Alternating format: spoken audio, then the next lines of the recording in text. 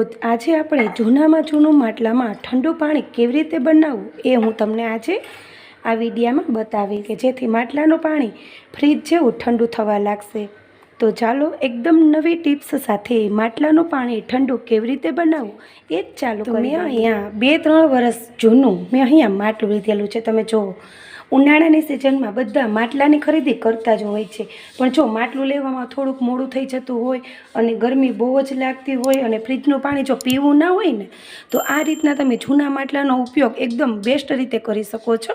તો ચાલો આ જૂના માટલાનો ઉપયોગ કેવી રીતે કરવો ને એ હું તમને બતાવીશ।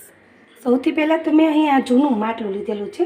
તો માટલાને આપણે એકદમ સરસ પાણીથી પહેલાં તો આપણે ધોઈ લેવાનું છે, એટલું સરસ રીતે સાફ કરવાનું છે અંદર સુધી આ રીતના।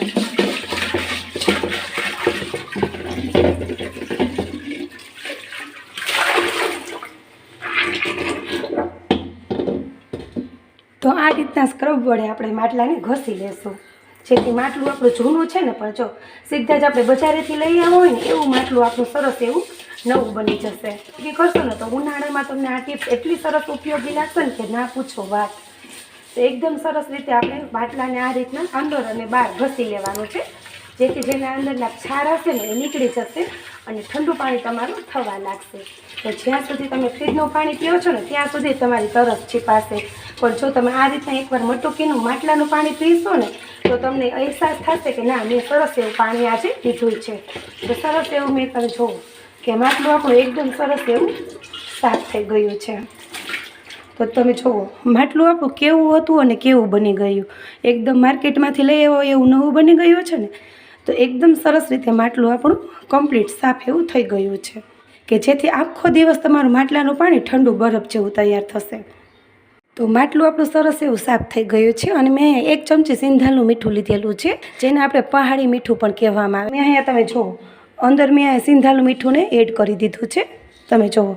અને સ્ક્રબની મદદથી સરસ એવું સિંધાલું મીઠુંને આપણે બધી જ સાઈડ સરસ રીતે આ રીતના ઘસી લેવાનું છે। બધી જ સાઈડ સરસ એવું સિંધાલું મીઠું આપણે ઘસી લેશું। આપણે સિંધાલું મીઠુંનો જ ઉપયોગ કરવાનો છે, ઘરમાં જે આપણે રેગ્યુલર મીઠું આપણે ખાઈએ છીએ ને એ મીઠાનો ઉપયોગ આપણે નથી કરવાનો। તો આ રીતનું સરસ એવું અંદર આપણે બધી જ સાઈડ મીઠાને ઘસી લેશું। તો આ રીતનું મેં સરસ એવું માટલાની અંદર સિંધાલું મીઠું એડ કરીને ઘસી લીધું છે।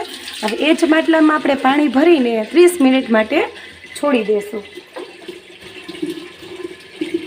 તો આ રીતના આપણે અડધું માટલું ભરવાનું છે, અડધું માટલું ભરાઈ જાય ને ત્યારબાદ આપણે આ રીતના ઢાંકણ ઢાંકીને 30 મિનિટ માટે રહેવા દઈશું। તો 30 મિનિટ જેવું થઈ ગયું છે। તો હવે આપણે જે માટલામાં પાણી એડ કર્યું છે ને એ માટલાના પાણીને આપણે ફરીથી આ રીતના સ્ક્રબની મદદથી સરસ એવું આપણે સાફ કરી લઈશું।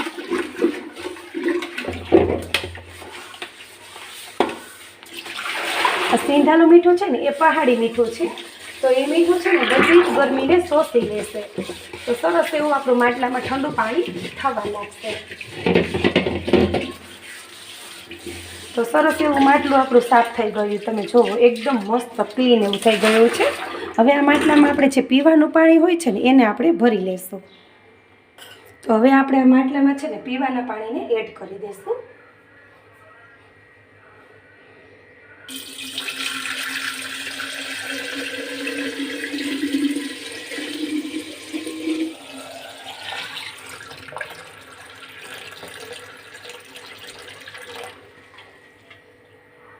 તો સરસ એવું પાણી આપણું ભરાઈ ગયું છે।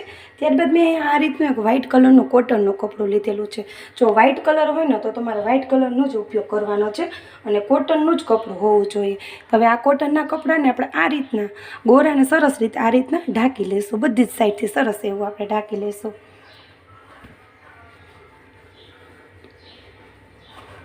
જેથી આખો દિવસ તમારું પાણી એકદમ સરસ ફ્રીજ જેવું તૈયાર થશે। કોઈ પણ ઘરના વ્યક્તિ તમને ફ્રીજમાં પાણીની બોટલ રાખવાનું નહીં કહે। જો આવી રીતના બધી જ ગૃહિણીઓ જો આ રીતના ઘરમાં બધાને પાણી આપશે ને તો ક્યારેય કોઈ તમને ફ્રીજમાં પાણીની બોટલની ડિમાન્ડ નહીં કરે। તો સરસ એવું મેં અહીંયા ઢાંકી દીધું છે। તો ઉપરથી હવે આપણે આ રીતનું ઢાંકણને કવર કરી લેશું. જો મારી ચેનલને સબસ્ક્રાઈબ ના કરી હોય ને તો સબસ્ક્રાઈબ કરી દેજો, સાથે બેલ આઇકોનને જરૂરથી દબાવજો. આવી જ નવી ટિપ્સ સાથે અથવા તો આવી જ એકદમ નવી રેસીપી સાથે.